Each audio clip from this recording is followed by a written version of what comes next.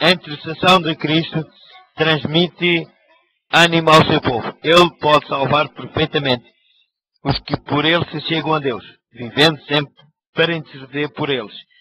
Hebreus capítulo 7, versículo 25. Porque Cristo intercede pelo seu povo. Todas as acusações de Satanás perderam a sua base legal. 1 João capítulo 2, versículo 1. Zacarias capítulo 3, versículo 1. Paulo pergunta retoricamente: quem os condenará? Depois dá a garantia de que o próprio Cristo se encontra à direita de Deus, intercedendo por nós. No livro de Romanos, capítulo 8, versículo 34. E confirmando o seu papel de mediador, Jesus disse: na verdade vos digo, que tudo quanto pedis a meu Pai, em meu nome, Ele vos há de dar. No livro de João, capítulo 16, versículo 23. Cristo Rei. O Senhor tem estabelecido o seu trono nos céus e o seu reino domina sobre tudo. No livro de Salmos, capítulo 103, versículo 19. É óbvio que o Filho de Deus, como um dos membros da divindade, tem parte neste domínio divino sobre todo o universo. Cristo, como Deus homem, exercerá a sua realeza sobre aqueles que o tiverem aceitado como Senhor e Salvador. O teu trono, ó Deus, é eterno e perpétuo.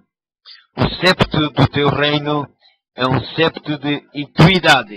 Encontramos no livro de Salmos, capítulo 45, versículo 6, e no livro de Hebreus, capítulo 1, versículo 8 e 9.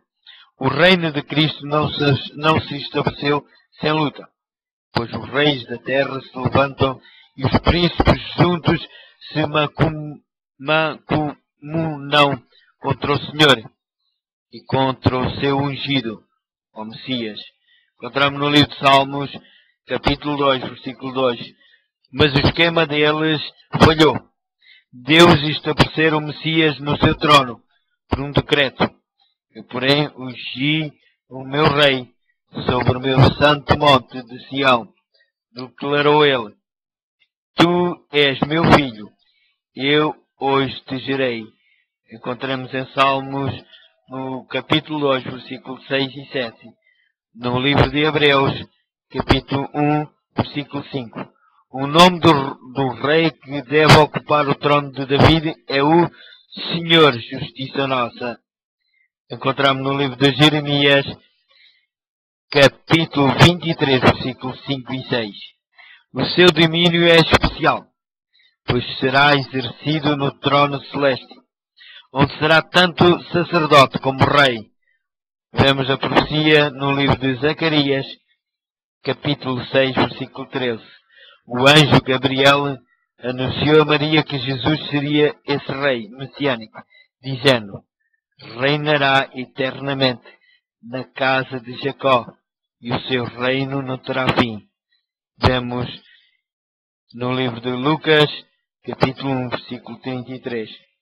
A sua realeza é representada por dois tronos, simbolizando os seus dois reinos. O trono da graça, encontramos no livro de Hebreus, capítulo 4, versículo 16, representa o reino da graça. O trono da sua glória, encontramos no livro de Mateus, capítulo 25, versículo 31, representa o reino da glória. O reino da graça, imediatamente após o pecado do primeiro ser humano, instituiu-se o reino da graça. Passou a existir pela promessa de Deus, através da fé, as pessoas podiam se tornar cidadãos desse reino. Mas só veio a ser instaurada completamente por ocasião da morte de Cristo, quando ele exclamou do alto da cruz: está consumado. Estavam satisfeitos os requisitos para o plano da redenção, ratificado o novo concerto. Encontramos em livro de Hebreus, capítulo 9, versículo 15 ao 18. A proclamação de Jesus: o tempo está cumprido e o reino de Deus está próximo. Foi uma referência direta ao reino da graça, que em breve seria estabelecido pela sua morte. fundado na obra da redenção, não na criação. Este reino recebe os seus cidadãos através da regeneração, o novo nascimento. Jesus determina que aquele que não nascer da água e do Espírito não pode entrar no reino de Deus. Ele comparou o crescimento deste reino ao fundamental desenvolvimento da semente, da mostarda e ao efeito do fermento na farinha. O reino da graça não se vê exteriormente, mas pelo seu efeito no coração dos crentes. Jesus disse: o reino de Deus não vem com aparência exterior, nem dirão, ei-lo aqui ou ei-lo ali, pois o reino de Deus está dentro de vós. Não é um reino deste mundo, disse ele, mas um reino de verdade. Eu sou rei, para isso nasci e para isso vim ao mundo, a fim de dar testemunho da verdade. Todo aquele que é da verdade ouve a minha voz.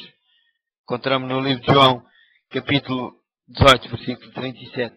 Paulo disse que este reino de Cristo é o reino da justiça, a paz e a alegria no Espírito Santo, para o qual os crentes foram transferidos.